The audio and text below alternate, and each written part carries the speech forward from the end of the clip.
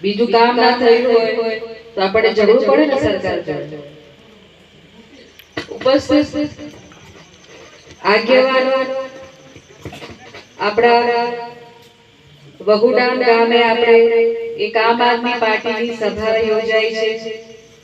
મચસ્ત સરપંચશ્રીઓ અને અહીંયાના આગેવાનો અને આ ગ્રામજનોને મારો ખૂબ ખૂબ નમસ્કાર. તમે આયા અને અમને સમય આપ્યો.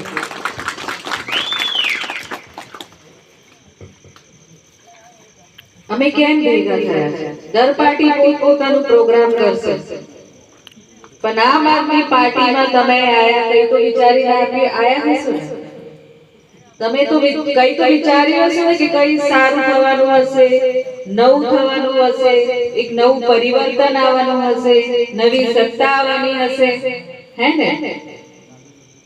અને તમે જે વિચારો છો બિલકુલ પાકું છે, એવું થવાનું છે. આમ આદમી પાર્ટીની બોડી તાલુકામાં આ વખતે કવાટમાં બેસવાની છે. જોરદાર તાલી વગાડો. આ વખતે પરિવર્તન ચોક્કસથી આવશે. તમને ખબર છે કે હવે તાલુકા પંચાયતની ચૂંટણીઓ આવે છે, જિલ્લા પંચાયતની ચૂંટણી છે, તો 5 વર્ષ પછી આ સમયગાળો આવ્યો છે. ચક્ર હોય ને સમયનો, એ 5 વર્ષ પછી આવ્યો છે. 5 વર્ષ એટલે બહુ કહેવાય. તો હવે આ વખતે આપણને શું કરવાનું છે, નિર્ણય આપણે લેવાનો છે. આ બહુ ગંભીર મામલો છે, આપણા ભવિષ્યનું મામલો છે. તમે કોઈ પણ નનસન પાર્ટીઓને અગર વોટ આપો છો તો પછી તમે જ્યાં છો ને ત્યાં જ પછી રહેશો. તો કેમ આ વખતે પરિવર્તન લાવીએ? આમ આદમી પાર્ટીનો જે ઉમેદવાર હશે તાલુકા પંચાયત અને જિલ્લા પંચાયતમાં, એમને ખૂબ બહુમતીથી આપણે જીતાડીને તાલુકામાં મોકલીએ અને આપણે એવા ઉમેદવારો નક્કી કરીએ જે આપણા પ્રશ્નોને રજૂ કરી શકે, અધિકારીઓ સામે લડત આપી શકે. આપણે એટલે ચૂંટાવાનું છે ને, એટલે સત્તામાં આવવાનું છે કે નહીં? હા કે ના? હું તમને પૂછવા માંગુ છું, તમે બીજી સરકારોને બહુમતી આપીને, એમને સત્તા આપીને વહીવટ આપેલું હતું. 30 વર્ષ પહેલા કોંગ્રેસની સરકાર હતી, કોંગ્રેસના પ્રતિનિધિઓ સત્તામાં બેસીને વહીવટ કરેલું.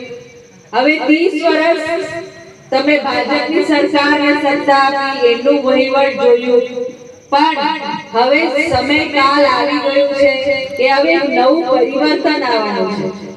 આમ આદમી પાર્ટી ભાડો કહો, ઝાડુ કહો, હાવેડો કહો, એનું હવે સમય આવી ગયો છે.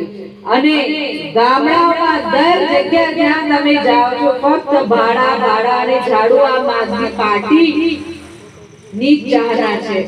તમે જોયું હશે 2 દિવસ કે 3 દિવસ પહેલા પંજાબમાં આમ આદમી પાર્ટી ની સત્તા બેસી છે. જોયું કોઈ? તાલુકા પંચાયત અને જિલ્લા પંચાયતની 70% સીટો જીતી ગયા છે અને સરકાર બનવાની છે પંજાબમાં. જોરદાર તમે તાલી વગાડો. તો હવે પાછું એ સમય આવી ગયું છે અને હવે ગુજરાતમાં આપણે સત્તા પરિવર્તન કરવાનું છે અને આમ આદમી પાર્ટીની તાલુકામાં બોડી બેસે, જિલ્લામાં બોડી બેસે, આપણે એવો પ્રયત્ન કરવાનો છે. આપણે આપણી માંગણી